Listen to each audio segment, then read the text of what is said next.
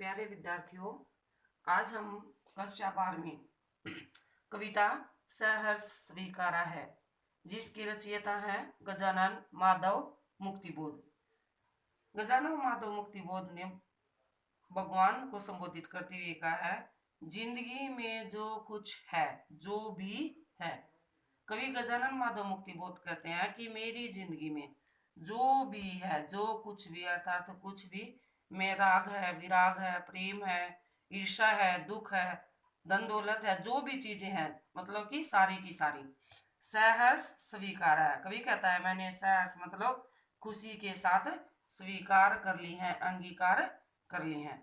कवि प्रत्येक मनुष्य के लिए प्रेरणा देता है कि प्रत्येक मनुष्य की जिंदगी में, जीवन में जो कुछ भी है, चाहे वो खुशियों के रूप में है, चाहे वो दुख के रूप में है, उसे हमें खुशी के साथ स्वीकार कर लेना चाहिए। इसलिए कि जो कुछ भी है, क्योंकि कवि कहता है कि जो कुछ भी है, चाहे वो किसी भी रूप में हमें मिला हुआ है, वह तुम्हें प्यारा है, वह उस परम पिता परमात्मा को अच्छा लगने वाला है। कवि का मानना है कि वह भगवान मनुष्य को वही चीजें देता है जो उसे सबसे ज्यादा हमारे लिए अच्छी लगती हैं। इसलिए कवि कहता है कि मैंने अपने जीवन में सभी चीजों को खुशी के साथ स्वीकार कर लिया है। गर्बीली गरीबी है। कवि कहता है जो गरीबी है वह भी गर्व से युक्त है, घमंड से भरी हुई है। गर्बीली है, गर्व से युक्त है। गंभीर अनुभव सब। कवि कहता है मेरे जीवन में मैंने जो भी अनुभव लिए हैं, वो जो गंभीर रूप से मेरे जीवन में आए हैं, वो सब भी यह विचार वैभव सब। कवि कहता है जो विचार आते हैं, जो मेरे मन के विचार है, और जो धन संपत्ति है या विचार रूपी जो वैभव है, वो सब दृढ़ता, यह भीतर की सरिता, यह अभिनव सब।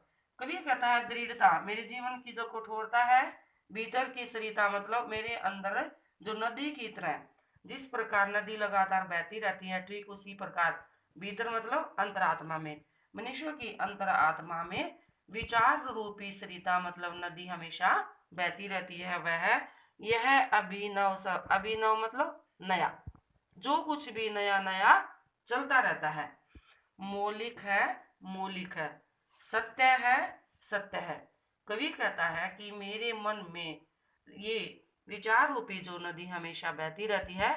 कौन सी विचार? अभिनव सब, नए नए विचार। मनुष्य कभी भी खाली नहीं रहता, उसके मन में हमेशा नए नए विचार उत्पन्न होते रहते हैं। वो सब मौलिक है, मौलिक है, सत्य है, सत्य है।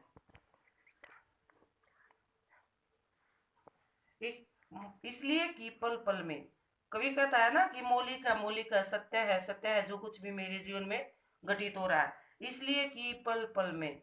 कवि कहता है क्योंकि पल पल मतलब क्षण क्षण में, प्रत्येक क्षण में जो कुछ भी जागृत है, जागृत मतलब जागता हुआ सा, होता हुआ सा दिखाई दे रहा है, और अपलक है, अपलक मतलब बिना पलक झपकाए जो चीजें निरंतर बदलती रहते हैं। जब जैसे कभी रोशनी होती है, कभी धूप आ जाती है, कभी सुख आते हैं, कभी दुख आते हैं, वो हम अगर पलक झपकाएं या न झपकाएं, वो सभी चीजें बदलती रहती हैं।